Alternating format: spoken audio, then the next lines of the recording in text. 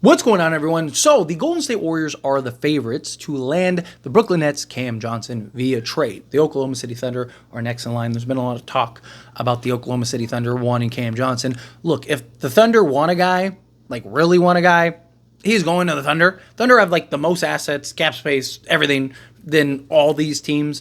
They could overpay for a guy and still have the most assets in the league.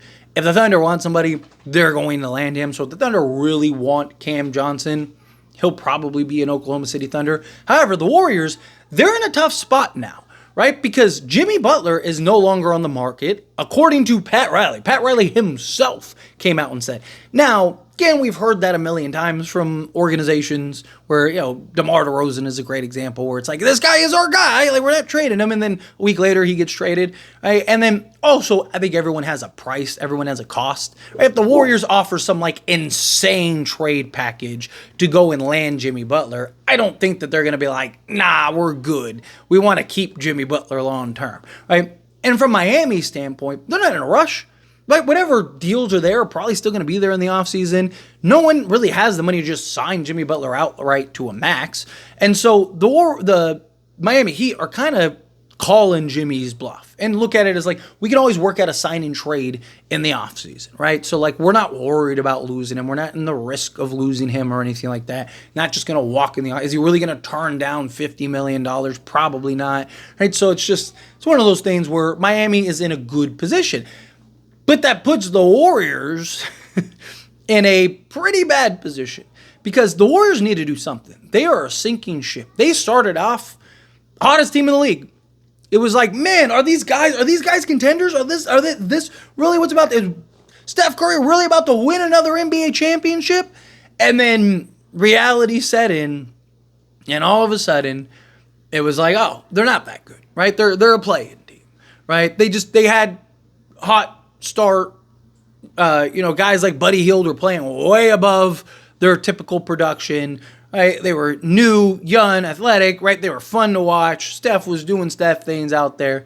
And then the law of average kicked in, and then everything kind of went to normal. And next thing you know, it's like, oh, wow, Warriors might not even make the play-in, right? Like, so the Warriors need to pick a direction. They need to make a splash. And I've talked about this before, right? Like, they got to pick a lane here. Right? Because they've been trying to operate two separate timelines. They're trying to maintain and try to keep Steph happy while also trying to maintain and keep, the young core. And they're two completely different directions. You're not going to be able to keep that going. At some point, you got to pick a direction. Either A, you're going, hey, let's push our chips in. Let's trade these young guys. Let's do whatever we got to do and at least make the attempt. We owe it to Steph. Let's at least make the effort to try to build a contender here, right? Let's go get Cam Johnson and, maybe a Brandon Ingram or whatever, right? And boom, maybe that's enough. Or you talk to Steph and you go, hey, buddy, been a great run, my guy. Really appreciate what you did for this organization. But there's not that guy out there. There's not the piece that's out there that puts us in a position to help you win. So what do you want? Do you want to win? If so, we'll trade you wherever you want to go. Pick your destination, we'll work it out, and we'll get you there as like a do right by you, right? Even if it is the Lakers or another team, whatever, Suns, whoever, right? Whatever that team is, right? The Warriors, I think, should trade Steph to that team because now you're the good guy, right? Hey, man, there's nothing there. Like, what were we going to trade? We wanted to do right by Steph. We wanted to make sure, he did do the same thing with Draymond. Now you guys are the good guys. You usher in a new era, get as much young talent and draft picks as possible, and you got a fresh start, right? And I don't think anyone would knock them. I don't think anyone would think less. I think now Steph has a real opportunity. Everyone would be like, good job, Warriors. You did right by your guy, right? So I think that's the approach that they need to take. Or if you approach him and go, hey, man, there's nothing there, what do you want to do? And he goes, I want to stay a Warrior. I don't want to be traded, right? Like, I want to retire here. Well, then fine. Then you do that. Now that's on him. Now that's like, hey, man, we gave him an out. We did our job. We tried to do right by Steph. What he thought was right was staying here with the Warriors. He wants to retire Warriors, so we're going to give him that. Right? If he wants out at any point, if he changes his mind in a week, he can let us know, and we'll work it out. We'll help him. Right? Like, now you've put yourself in a position where, okay, it's on Steph, right?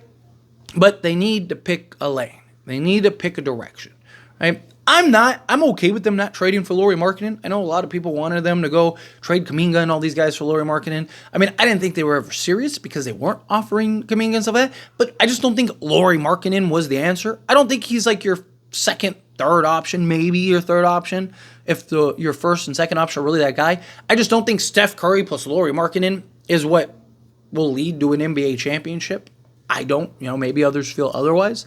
I mean, you could argue, they won a championship with Andrew Wiggins during that playoff run as like their second best player, and he was playing at like an all-star level. The guy was amazing, right? But again, like you also had like Jordan Poole and Clay playing well, and like there was multiple factors that went into that where I don't know how well that could be replicated. And any like big splash probably trading Andrew Wiggins and guys like that. So it's just like Jimmy Butler made sense for the Warriors, right? Because it's like Steph Curry plus Jimmy Butler. Is that enough to win a championship? I don't know, maybe. But it's just like no one would want to play them, right? Like who wants to play Steph Curry in a 7-game series? And then who wants to play Jimmy Butler in a 7-game series? And then you add them together. I mean, I don't care. Boston wouldn't want to play it, especially Boston, right? Because the Warriors got in their heads in the finals. Jimmy Butler gets in their heads every time they play each other, right? So, I don't think any team would want to play the Golden State Warriors with Steph and Jimmy. But now Jimmy's off the table. If you're the Warriors, what do you do? Because there's not that other star. There's not that other guy that's out there. Like Brandon Ingram's probably the closest to that. But does that make sense? Is that the move that you make? Cam Johnson, yeah, I do think makes a lot of sense. I do think would make them a lot better. But it's just how much better? Like, is Cam Johnson the piece that puts them over the top? I don't think so, right? I don't buy that. Now, if they get like a Cam Johnson, maybe they get like, they really need a center. Right? Like, do they look to go make a move for a center? It's just, I think that's where their focus should go. Get a Cam Johnson and go get like a legit. Just like, you don't need an elite center. Go get a serviceable one. The only reason Day'Ron Sharpe would make a lot of sense, but Day'Ron Sharpe is 6'9", like all the other centers they have. They need like a legit, like a Jakob Poeltl, right, would make a lot of sense for them. Right? Like just a big physical center that they could just man the middle and rebound. You got more than enough shooting. You're not worried about his lack of floor space. And you're not worried about him kind of packing the paint. Like, you're good in that regard. A guy that can rebound. Or even like a Clint Capella, I think, makes sense for them. He's still one of the better offensive rebounders. He can still block the occasional shot. But he's just a guy that gets your rebounds, got real, floor running bigs, right? Like, something like that. If they could pull something like that off where they get like a Clint Capella and then like a Cam Johnson or something, I think that could change a lot for the Warriors. Again, is that enough to make them a contender? Maybe. I think it just depends on how good Steph is in a playoff run.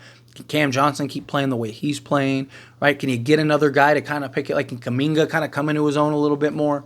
Like, can he kind of take some strides? It's the problem. It's just like they don't have that consistent other guy, right? Buddy Hield on any given night can just shoot the lights out and Warriors can win, or Andrew Wiggins can have, a 25-point night or whatever. But it's just like, who do you have to rely on a nightly basis that isn't Steph Curry?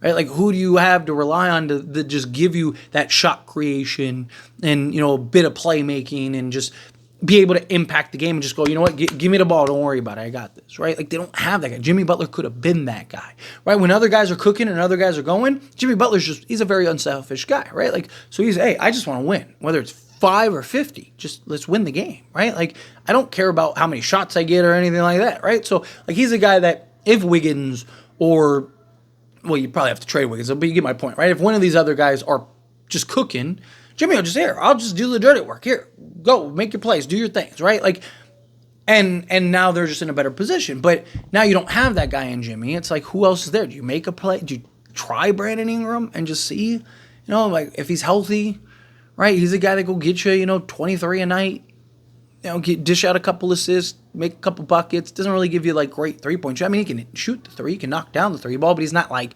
like lights out. But again, he'd kind of give you what Andrew Wiggins gave you in that finals run. So maybe there's something there.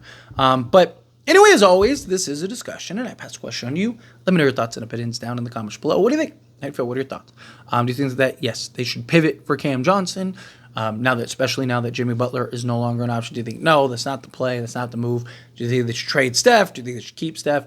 However you feel, whatever your thoughts are. I'd love to hear it either way, so let me know down in the comments below. That being said, if you haven't liked this video, hit that like button. Helps me a lot. Lets me enjoy these types of videos, and I truly appreciate it. Not subscribe channel, hit that subscribe button. Turn on the bell notifications. Appreciate y'all. See you in the next one.